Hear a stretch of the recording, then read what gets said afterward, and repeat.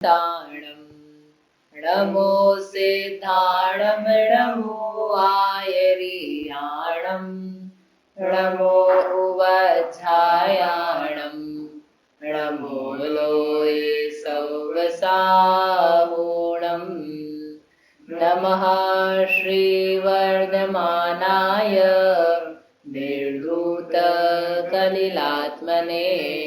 सालोकानां त्रिलोकानां यद्विद्यादर्पणायते। ये मांगलिक ग्रंथ श्री रत्नकरण जी श्रावकाचार्य है। इसके रचयिता आचार्य भगवान श्री समंत भद्र स्वामी हैं। इसमें शिक्षावत अधिकार में वैयावृत्य का स्वरूप चल रहा है। उसमें देखा 3 प्रकार के पात्र को आहार आदि का दान देना वह वैयावृत्ति कहलाता है। और उसी के अंतर्गत कुपात्र अपात्र अपन ने समझे थे, उनके फल भी देखे थे। एक प्रश्न पूछा था अंत में कल, क्या था प्रश्न? कि जो भोग भूमि में जीव का उत्पन्न होना ज्यादा श्रेष्ठ या फिर देवगति में? हाँ, भोग भूमि में ज्यादा लौकिक जो सांसारिक सुख कहा जाता है उसकी अपेक्षा से ही प्रश्न है कि भोग भूमि में जाना ज्यादा अच्छा या सुख है कि देवगति में पैदा हो जाना ज्यादा अच्छा है? किसमें ज्यादा अच्छा है? कि मनुष्य की जो भोग भूमि है ना, उस भोग भूमि से भी ज्यादा सुख देवताओं को रहता है। और देवताओं की उनसे अधिक लंबी आयु भी हो सकती है। सभी की हो ऐसा जरूरी नहीं है। भोग भूमि से कम भी आयु होती देवताओं की, 10,000 वर्ष मात्र की। लेकिन सामान्य रूप से देखें तो वहाँ देवताओं के सुख ज्यादा है, उनको भोगों की उपलब्धि ज्यादा है, प्लस उनकी आयु भी वहाँ ज्यादा रहती है। इसलिए भोग भूमि से भी ज्यादा सुख वहाँ का होता है। कहाँ का? देवताओं। तो कहा तो फिर यहाँ पर भोग भूमि का सुख है कि जो दान दे, तो दान देने के फल से भोग भूमि के सुख को प्राप्त करे। तो यहाँ भोग भूमि तो एक मुख्य रूप से कही जाती है, लेकिन उसके आगे आप देखो अपन ने जो पढ़े हैं ना, भोग की प्राप्ति, उच्च गोत्र की प्राप्ति, कीर्ति की प्राप्ति, रिद्धियों की प्राप्ति, तो ये सब जो है ये देवताओं में मुख्य रूप से पाए जाते हैं। तो इस सुपात्र दान को देने के फल से मात्र भोग भूमि में ही जन्म नहीं होता, भोग भूमि से जो ऊपर की स्थितियां हैं उनकी भी प्राप्ति होती है। हाँ मिताली? तो भोग भूमि में तो धर्म भी नहीं है ना? हाँ, भोग भूमि में धर्म नहीं है, तो देवताओं में भी कहाँ धर्म है? नहीं, पर वहाँ जिन मंदिर के दर्शन तो कर सकते हैं, जैसे नंदीश्वर तीर्थ जाके दर्शन कर रहे हैं सम्यक दृष्टि देव वाले जो है। हाँ, ये एक पॉजिटिव बात भोग भूमि के साथ में नहीं है, जो कि देवों के साथ में पाई जाती है कि जो नंदीश्वर आदि के देव दर्शन कर लें, समूह शरण में चले जाएं, प्रवचन को सुन लें। उसके अलावा भगवान के पंच कल्याणक होते हैं, पंच कल्याणक को देख लें, देख करके सम्यक्ता आदि उत्पन्न कर लें, वो विशेषता देवों में जरूर पाई जाती है और भोग भूमि में नहीं पाई जाती है। इस अपेक्षा से भी भोग भूमियों से देवता ज्यादा श्रेष्ठ कहे जा सकते हैं। सही बात है। भोग भूमि में अवधि ज्ञान भी नहीं है। भोग भूमि में अवधि ज्ञान नियम वाला नहीं है, मतलब नियम से सबको होगा ही ऐसा नहीं है। देवताओं में तो जैसे सबको अवधि ज्ञान थोड़ा बहुत तो रहता ही है, वैसे भोग भूमिया सारे जीवों को अवधि ज्ञान भी नहीं है। इसलिए भी भोग भूमिया से अवधि ज्ञानी देव वे श्रेष्ठ है। अच्छी बात है, बढ़िया। समझ में 2 बातें ही है। और आयु भी उनकी ज्यादा होती है, बता ही दिया। भोग सामग्री भी उनके अधिक होती है। जघन्य भोग भूमि से भी कई गुना सुखी उत्तम भोग भूमि वाला जीव है। और भोग भूमि उत्तम वाले जीव से भी वो कहते हैं अनंत गुना सुखी। लौकिक सुख समझ ना हो सुखाभास वाला, उससे अनंत गुना सुखी एक भवनत्रिक का देव, और भवनत्रिक के देव से भी अनंत गुना सुखी वैमानिकों का देव, और वैमानिकों के देव से भी सुखी उस वैमानिक का इंद्र, यानी सौधर्म इंद्र, और उस इंद्र से अनंत गुना सुखी एक सम्यक दृष्टि का एक समय का सुख मात्र, जो कि यहाँ हो सकता है अपने को। इसलिए स्वर्ग के सुख भोगने के लिए अपने को स्वर्ग में जाने की जरूरत नहीं है।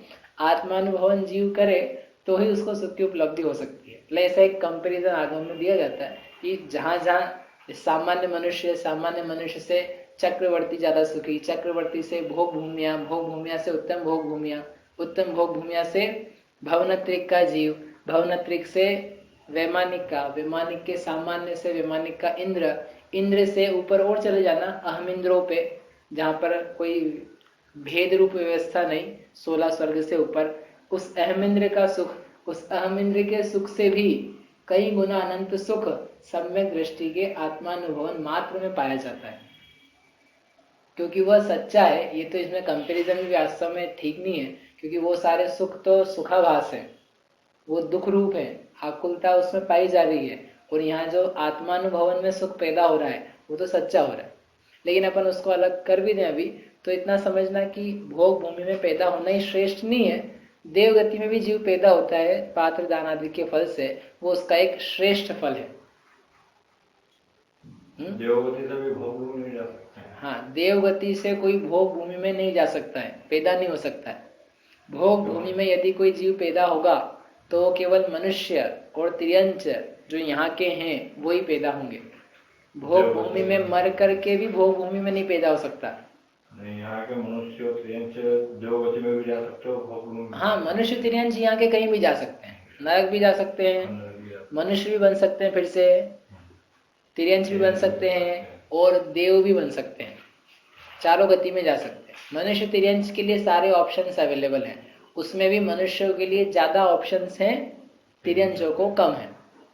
भाई 7 नरक भी कौन जाएंगे, ये मनुष्य ज्यादा जा सकते हैं। तिर्यंचों में अकेला महामत्स्य है, वो एक टाइप का, वही जा सकता है। मोक्ष भी कौन जा सकता है, मनुष्य ही जा सकता है। सर्वार्थ सिद्धि जो मैक्सिमम स्वर्ग की हद है, वहां कौन जा सकता है, मनुष्य ही जा सकता है। हर जगह मनुष्य जा सकता है। मनुष्य गति एक ओपन प्लेटफॉर्म है, ऐसा जंक्शन है जहाँ पे हर जगह का टिकट मिलता है। तो मनुष्य गति में जैसे मदिरा मांस खाने पीने वाले जो लोग रहते हैं वो भी मोक्ष में जा सकते हैं। कौन? मनुष्य गति के अंदर, मनुष्य गति में जो वर्तमान में अभक्ष कहा रहा है, हाँ, वो अभक्ष खाता हुआ मोक्ष में नहीं जाता है। उस अभक्ष आदि भक्षण का त्याग कर दे, त्याग करने के बाद में फिर जा सकता है। और कोई की जाति का कुछ भी हो, मनुष्य हो, हाँ, वो कोई सी भी जाति का हो, उच्च गोत्री होना चाहिए, उसका गोत्र ऊंचा होना चाहिए। हाँ, उच्च गोत्री ही, क्योंकि दीक्षा धारण कर सकता है। उच्च गोत्री नहीं होगा तो दीक्षा धारण नहीं कर सकता, दीक्षा धारण नहीं होगी तो मोक्ष नहीं होगा। ऐसा क्या बोल रहे चिराग भैया? आपका शायद भैया हैंगआउट कॉल डिस्कनेक्ट हो गया है। नहीं, डिस्कनेक्ट नहीं हुआ था, वो कॉल ही चालू नहीं हुआ था क्योंकि कोई आया नहीं था शायद, ऐसा कुछ हो गया चालू फिर से। ठीक है, तो अपन बात क्या चल रही थी अपनी कि भोग भूमि श्रेष्ठ है कि देव, तो देवता ज्यादा श्रेष्ठ है। भोग भूमि से भी मरण करके जीव देव ही बनता है, नियम है ऐसा। मतलब एक कहना यह है कि एक पात्रदान जो है ना, पात्रदान के फल का साक्षात फल ये है कि वह भोग भूमि में जाएगा, और भोग भूमि में मरण करके फिर भवनत्रिक देवों में जाएगा यदि मिथ्या दृष्टि है तो, और सम्यक दृष्टि है तो वैमानिकों में उत्पन्न होगा, और फिर वैमानिक में से पैदा होकर के फिर मनुष्य बनेगा, फिर मोक्ष आदि के लिए मुनि व्रत धारण करेगा और मोक्ष की प्राप्ति करेगा। इतना सुंदर फल मात्र इतने से काम से, तो ऐसा अपने को देना चाहिए कि नहीं देना चाहिए ना? ऐसा ये श्रेष्ठ फल जान करके इसमें प्रवृत्ति अपनी हो। अब यहाँ पर कोई कहता है कि 4 प्रकार के दान हमने सुने थे, तो ये तो आपने एक प्रकार की कहा है, तो बाकी 4 का क्या हुआ? तो उसके लिए यहाँ पर आचार्य श्लोक कहते हैं आगे, 117 नंबर का है ये वाला, पढ़ता हूँ, आप दोहराना। आहारोषधयोरोप्योपकरणावासयोश्च दानेन। उपकरणा, उसको पढ़ना, वासयोश्च, वो क्या पूरी पंक्ति मिली हुई है इसलिए अपन एक साथ ही पढ़ेंगे उसको। वैयावृत्यं ब्रुवते चतुरात्मत्वेन चतुरस्रः।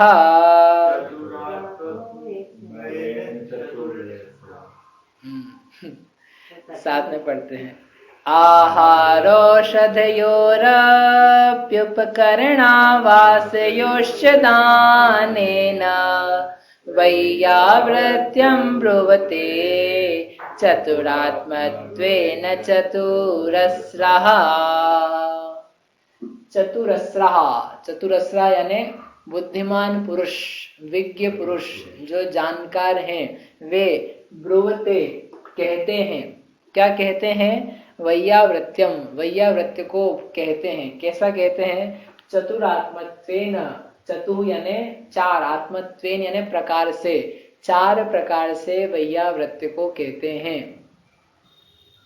हम आप नहीं, चतुर पुरुष जो विधि के जानकार हैं, जो पुण्य पाप धर्म के जानकार हैं, आत्मा परमात्मा को जानते मानते अनुभवते हैं, ऐसे वे नीतिवान, नीतिज्ञ, नीति निपुण पुरुष चार प्रकार से वैयावृत्य को निरूपित करते हैं। कौन से हैं वे चार प्रकार?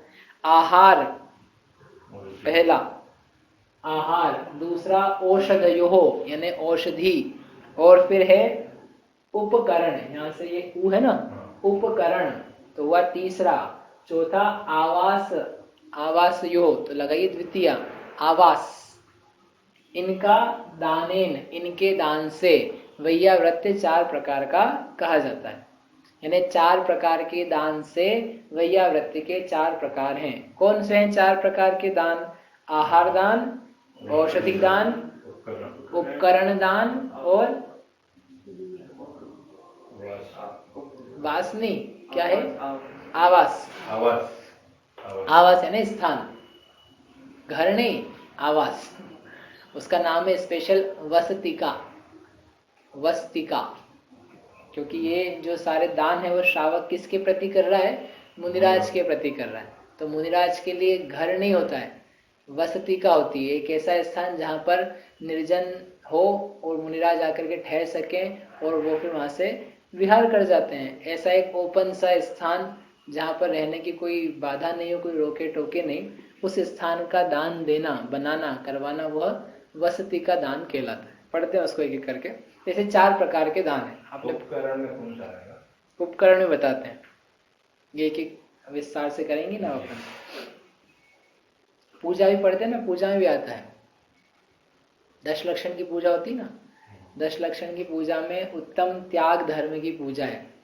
उसमें है दान चार प्रकार, चार संग को दीजिए, धन बिजली उनहार, नरभव लाहो लीजिए। इसके ऊपर की पंक्ति है, औषध शास्त्र अभय आहारा, औषध शास्त्र अभय आहारा, निहचे राग द्वेष निर्वारे, निश्चय से राग द्वेष का निवारण करना और व्यवहार से। ये चार प्रकार हैं, औषधि का दान, शास्त्र का दान, अभय दान और आहार दान। ये चार प्रकार के दान हैं। सुने होंगे ना, पहले नहीं सुने हैं। इनका स्वरूप ज्ञात है, क्या है? तो वो अपन नहीं ज्ञात है तो कोई बात नहीं, अपन पढ़ते हैं उसको। पहला है आहार दान। जिस आहार दान के लिए अभी तक अपन ने सारा प्रकरण देखा ना, वो आहार दान की मुख्यता से था। आहार दान जो है वो सबसे प्रमुख मुख्य दान है। आहार दान ना हो तो मोक्ष मार्ग ही ना हो। आहार के बिना किसका शरीर टिक सकता है? शरीर नहीं टिक सकता, तो शरीर नहीं टिकेगा, जीवन नहीं रहेगा, तो जीवन के अभाव में रत्नत्रय धर्म वो नहीं रहेगा। क्योंकि जो रत्न धर्म है वो धर्मी के आश्रय से, वो धर्मी पराधीन अवस्था में शरीर के आश्रयभूत है। इसलिए वह जो आहार है वह देह की स्थिति का कारण है, और देह व्यवहार नए से रत्नत्रय का कारण है। और रत्नत्रय धर्म से क्या होता है? निर्वाण होता है, और निर्वाण से अनंत सुख होता है। निर्वाण से ही कर्म का छूटना होता है, निर्वाण से ही मुक्ति की प्राप्ति है। इसलिए ये जो आहार दान है, ये आहार दान निर्वाण को देने वाला कारण। आहार लेकर के निर्वाण होगा ऐसा नहीं कह रहे हैं, आहार देने से निर्वाण होता है ऐसा भी नहीं कह रहे, लेकिन आहार के बिना निर्वाण का जो मार्ग है और निर्वाण की उपलब्धि है वही दुर्लभ हो जाएगी। इसलिए सबसे पहला दान आचार्य कहते हैं कि आहार दान है। बिना आहार के शरीर टिक नहीं पाता। शरीर का टिकना दूर है, शक्ति क्षीण हो जाती, इंद्रियां शिथिल हो जाती, मन लगता नहीं कार्यों में। वात पित्त कफ का प्रकोप बढ़ जाए तो कुछ भी कार्य ठीक से बनता नहीं है, दीनता आ जाती है, चेहरे पे म्लानता हो जाती है, दीनता, याचना करने लगता है व्यक्ति। मुनिराज तो उस प्रकार से परिणमेंगे नहीं, लेकिन फिर भी नाना प्रकार के जीव हैं, उनके मन में कैसे संक्लेश पैदा हो जाए। क्षुधा ऐसी चीज है कि जिसके कारण से कोई व्यक्ति क्या क्या पाप नहीं कर ले। जब भूख लगती है और उसकी व्याधि, तकलीफ, वेदना होती है, तो उसके कारण से व्यक्ति क्या क्या पाप कर लेता है, ये जगत में अलग अलग घटनाएं आप देख सकते हो। चोरी भी करने लग जाता है, मारने पीटने लग जाता है, खून कर देता है, हत्या हो जाती है, झगड़े हो जाते हैं। किस बात के लिए? एक भोजन की प्राप्ति के लिए। संसार में दुखी है जीव झगड़े करते हैं, ज़्यादा करके भोजन आदि के लिए काफ़ी करते हैं, भीख मांगते हैं, याचना करते हैं। तो ये जो आहार है ना, आहार, ये आहार का देना बहुत महत्वपूर्ण है। मुनिराज के लिए आहार दान देना, इन्हें लिखा है श्रावक के लिए ऐसा कि मानो मोक्ष मार्ग ही दान में दिया हो। यद्यपि मोक्ष मार्ग का दान कौन करता है? मुनिराज श्रावक को करते हैं, उस पर चल करके और उसका उपदेश दे करके। परंतु प्रति उपकार में मानो मोक्ष मार्ग इनसे दिखा मिला, तो उसके लिए ये श्रावक जो आहार दान देता है, तो मानो उसने मोक्ष मार्ग ही दान में दिया हो। इसलिए दान तीर्थ का प्रवर्तक कौन हुआ इस काल में? आप जानते, दान तीर्थ का प्रवर्तन करने वाला, जैसे धर्म तीर्थ चालू हुआ, तो धर्म तीर्थ चालू हुआ यानी धर्म का सबसे पहला उपदेश जो हुआ उसको कहते हैं इन्होंने धर्म तीर्थ प्रवर्ताया, धर्म रूपी तीर्थ को पुनः चलाया। तो धर्म तीर्थ के प्रवर्तक कौन हुए? पता है? नहीं पता है? धर्म को चलाने वाले कौन हुए इस काल में? सबसे पहले कोई नहीं हुए हैं? आचार्य नहीं, राजा नहीं, भगवान आदिनाथ, उनके द्वारा उपदेश हुआ ना सबसे पहले? नहीं हुआ? आप लोग जागृति हो ना? सबसे पहले उपदेश किसने दिया? धर्म तीर्थ का। समोशरण में सभा में बैठ करके 12 सभाओं के मध्य में उपदेश किसका आया था? आदिनाथ भगवान। उसके पहले उपदेश का अभाव था, तो उन भगवान को बोलते हैं धर्म तीर्थ का प्रवर्तक। उसके बाद में तो फिर धारा चलती रही, तो वो कंटिन्यूस आज तक विद्यमान है। लेकिन हमें तो ये कहना है कि उसके पहले एक और घटना घटी थी, उसको कहते हैं दान तीर्थ का प्रवर्तक। दान तीर्थ की प्रवर्तना उसके पहले ही चालू हो गई थी। दान तीर्थ को चालू करने वाले कोई दूसरे व्यक्ति थे। कौन थे? राजा श्रेयांस, जिन्होंने मुनिराज आदिनाथ को प्रथम आहारदान दिया। ये भगवान ने धर्म तीर्थ दिव्य ध्वनि का उपदेश तो बाद में दिया, धर्म तीर्थ तो बाद में चला, लेकिन उस धर्म तीर्थ के पहले जो दान तीर्थ था उसके पहले चालू हो गया। और उसको सिखाया किसने? भगवान ने नहीं सिखाया, उसको सिखाया एक श्रावक ने। श्रावक के माध्यम से उस धर्म की उत्पत्ति हुई थी, राजा श्रेयांस के माध्यम से। उस एक व्यक्ति का उपकार आज तक याद किया जाता है। यदि वो नहीं होता तो ये दान कौन बताता? कोई कहे कि ऐसे ही हो जाता, भगवान आदिनाथ 1000 साल तक भी आहार नहीं लेते तो उनको केवल ज्ञान हो जाता, मोक्ष चले जाते। लेकिन फिर ये समझ में आता लोगों को कि जो जो भगवान बनते हैं उनको आहार नहीं लेना है। यदि वो आहार लेंगे तो भगवान कैसे बनेंगे? तो ये लोग मोक्ष ही कोई जान नहीं पाता। ये सब आहार वाले थे, बाकी लोग तो वो सोचते कि हम आहार ले रहे हैं तो क्या होगा, मोक्ष तो मिलेगा नहीं, स्वर्ग आदि भले मिल जाए। तो उनका वैसा पुरुषार्थ भी नहीं होता, पुरुषार्थ नहीं होता तो मोक्ष नहीं होता, मोक्ष का मार्ग ही बंद हो जाता। भगवान जैसे जीव तो बहुत विरले होते हैं कि जो बिना आहार के कदाचित मोक्ष चले जाएं। बाकी जीव तो ऐसे ही हैं कि जो धीरे धीरे अपनी साधना बढ़ाते हुए उस पद के अनुकूल भाव को प्राप्त करते हैं और उतने बीच के काल में आहार अधिक ग्रहण करते हैं। इसलिए ऐसा भी संभव नहीं कि वो आहार नहीं लेते तो काम चल जाता। जितने तीर्थंकर हैं उन सब का आहार होना अनिवार्य है।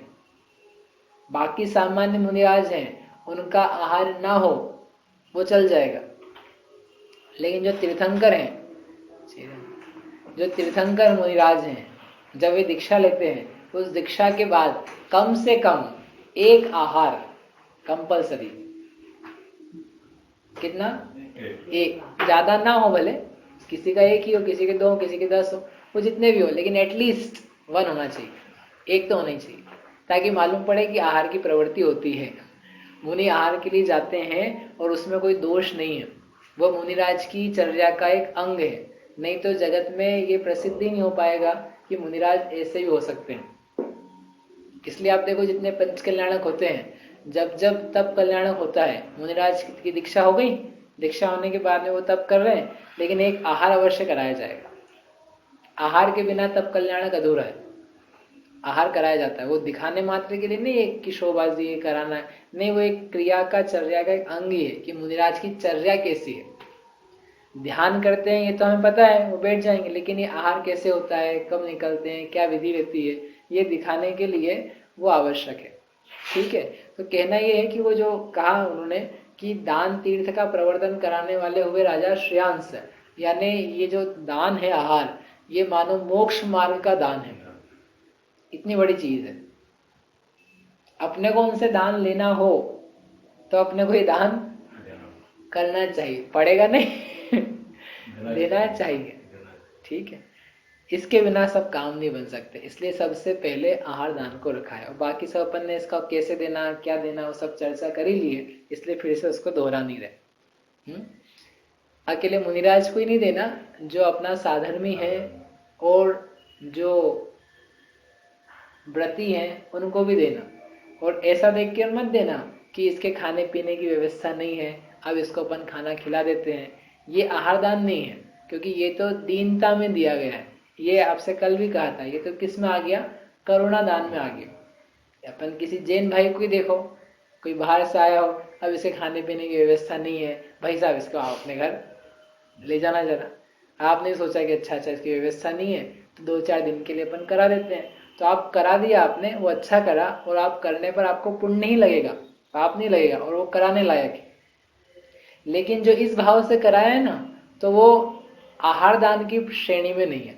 आहार दान तो वो है कि हमको पता हो चाहे नहीं पता हो इसकी व्यवस्था है कि नहीं है, हम तो इसको देख के ही प्रमोद मन से कि भाई आज आप हमारे घर अवश्य भोजन करो, शुद्ध प्रासुक भोजन है, तो आप करोगे तो हमें प्रसन्नता होगी, इस भाव से वो कराए, उसका नाम है आहार दान। ठीक है, नहीं तो ये तो मुनि को भी ऐसे कराने लग जाए, ये मुनिराज की व्यवस्था नहीं है, आज कोई चौका वाला नहीं है, भैया आज तुम लगा लो, मुनिराज को करा देना। बोले अच्छा आज व्यवस्था नहीं है, उनके पूछ लिया, वो भैया जी बोले नहीं वो सब आज गाँव के बाहर है, तुम ही लगा लो। ठीक है भैया, आज हम ही लगा ले हैं, कल लेकिन भैया हमसे नहीं होगा, कल तुम ही लगा। ये ऐसा काम कर करके करे ना, तो करुणा करके कर रहा है, इसमें कोई धर्म नहीं है। ये मोक्ष मार्ग का दान नहीं है, ये मोक्ष मार्ग की क्रिया नहीं, ये तो कुछ और ही है। ये दया देख करके ये मुनिराज की भक्ति नहीं कर सकता। यद्यपि जब देगा वो भक्ति से देगा और आ भी जाएगी भक्ति, लेकिन उसका जो अंदर अभिप्राय है वो समीचीन नहीं। ठीक, दूसरा दान कौन सा भैया? नहीं, औषधि दान। औषधि दान है। अभी अपन बाहर से अंदर की तरफ आ रहे हैं। सबसे पहले आहार दान है, फिर औषधि दान। कि औषधि की आवश्यकता क्यों है? रोग हो जाता है, पीड़ा होती है, उसके कारण से फिर संयम में मन ना लगे, क्रियाओं में मन ना लगे, चित्त की स्थिरता ना रहे, रोग शरीर में ऐसा बढ़ जाए, ताप से युक्त हो रहा है, उसमें कुछ क्रियाओं में, भावों में, सामयिक आदिक में कदाचित चित्त स्थिर ना हो सकता हो, तो वो जो औषधि है, वो औषधि का देना ये बहुत महत्वपूर्ण दान है। वो औषधि भी आहार के साथ ही जाएगी। यदि मुनिराज की है तो, कोई श्रावक वगैरह है तो उसकी औषधि अन्य समय भी दी जा सकती है, शाम के भोजन पे, सुबह के भोजन पे, अथवा सामान्य श्रावक है तो दिन में कदाचित ले ले। तो वो जो औषधि है उसका दान, वो भी कैसा है? जीवन दान जैसा। औषधि तैयार प्रासुक मिल जाए किसी को, उसके लिए उससे बड़ा लाभ नहीं है। भाई आप लेते ही प्रासुक औषधि हो जिसमें अमर्यादित कुछ काम नहीं हो, अभक्ष नहीं हो, ऐसी दवाई का, औषधि का प्राप्त हो जाना, ये कितना बड़ा लाभ है। अपन तो तड़पते हैं औषधि के लिए, यदि नहीं मिलती हो तो, और ऐसे में कोई ला करके दे दे कि ये आप ले सकते हो, इसमें कोई दोष नहीं है, तो कितना हर्ष होगा। इसलिए औषधि का दान आप श्रावक को अवश्य करते रहना चाहिए। औषधि कैसे बनती है इसका ज्ञान करना चाहिए।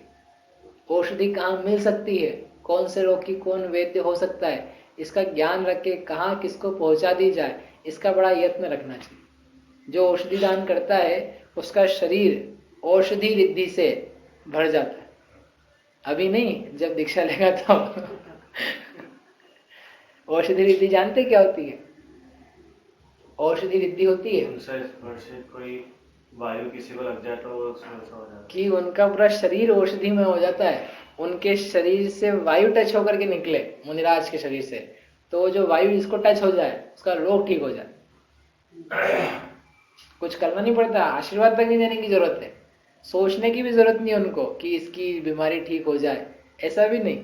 केवल हवा निकली उनसे टच होकर के आपको छू गई, आपका जो कोई जहर चढ़ा हुआ था सब उतर जाए, उनके शरीर का पसीना लग जाए, जो कि पसीना बुरा माना जाता है, उनके शरीर का पसीना लग जाए किसी जीव को, कोई घाव हो गया उसको पसीना लगा दिया, घाव साफ मिट गया, थूक उनके शरीर का निकला हुआ वो किसी को लग जाए तो वो निरोगी हो जाए, मल उनके शरीर का लग जाए तो निरोगी हो जाए,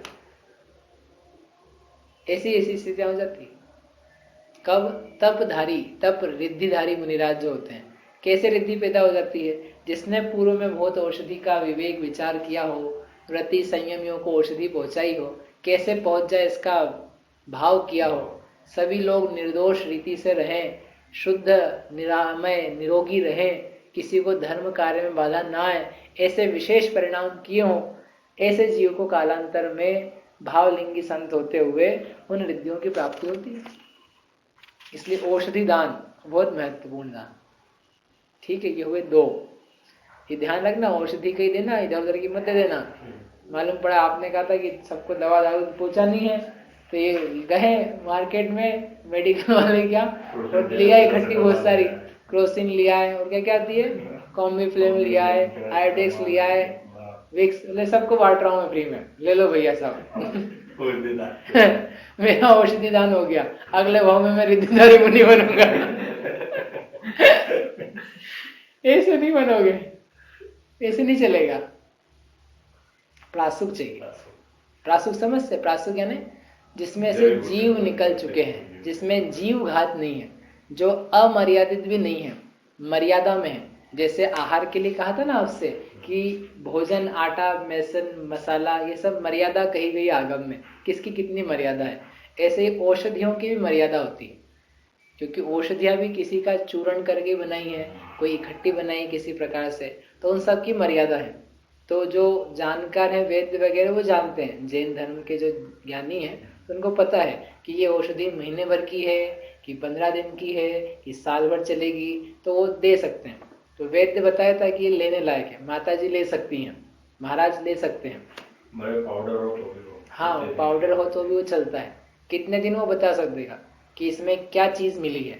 जैसे वृक्ष की छाल वगैरह रहती है, जड़ रहती है, जो सूख गई है, लेने लायक भी है कि नहीं है, वो ले ली है, उसका पाउडर बनाया है, तो कब तक जीव उत्पत्ति के अयोग्य है, कब तक उसमें योनि बनने की आसार नहीं है, तब तक आप उसको ले सकते हैं।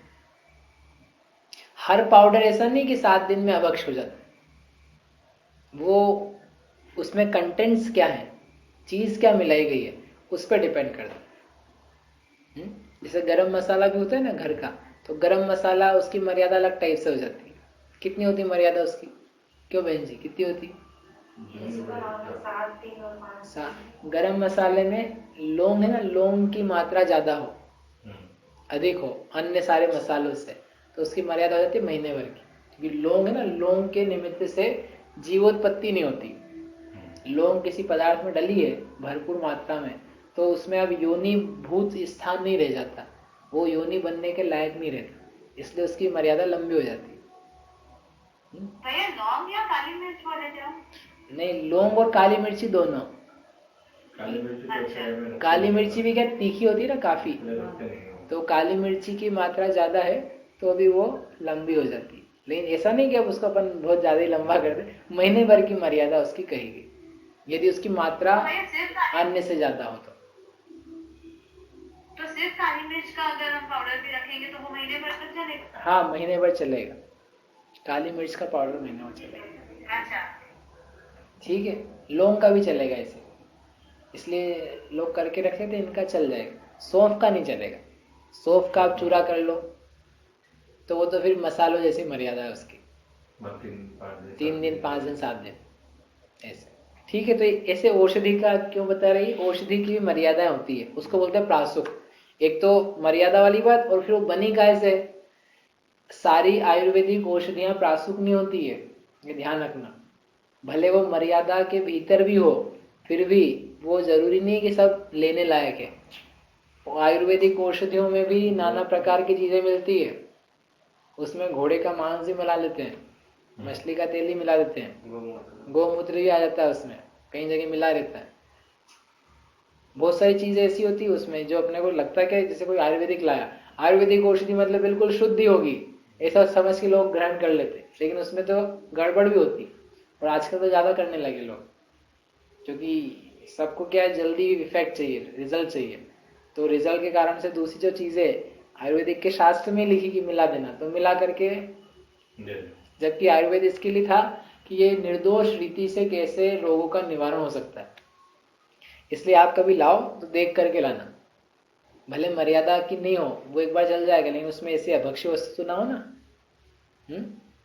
और मुनिराज को देनी हो, व्रती को देनी हो, श्रावक को जिसके नियम है उसको देनी हो, तो अच्छी तरीके से देखभाल करके देना, पूछ करके देना, कंटेंट्स देख करके देना, किसी से पूछ लेना नहीं पता हो तो, नहीं तो आप मालूम पड़ा देने करने गए थे भला और बुरा हो जाए। ठीक, ऐसे करके 2 दान के बारे में कहा समझा। अभी और बाकी है, कौन से बाकी है? उपकरण दान और वस्तिका दान, ये बहुत महत्वपूर्ण है। अभी करिए 2 ही की, ये शुरुआत है। ऐसे करके और ये दान कैसे दिए जा सकते हैं, कैसे निर्दोषता बनती है उसमें, वो विचारेंगे। क्या कह रहे आप? प्रश्न? हाँ, वो तो बचे हैं। ठीक है, मैं ये बोल रहा था कि जैसे अपन ये जड़ वगैरह लाते हैं, छाल लाते हैं लकड़ी की, ये सुखाने के बाद जब बनाते हैं, गीले में भी इसकी हो इन लकड़ी की छाल वगैरह जो लाते हैं तो गीले में यूजेबल नहीं होती, सूख करके यूजेबल, सूख करके बनती है उसकी औषधि, सुखा करके। जो व्रती है वो तो लेगा ही नहीं, अव्रती है तो उसके लिए फिर भी पूछ करके आप देखना। बाकी सुखा करके बनाई जाती है, जो पाउडर वगैरह ही बनता है ना, सुखा करके ही बनता है। गीले बनाएंगे तो उसमें दोष बनेगा, वो सचित्त कहलाता है ना, वो सचित्त रूप है।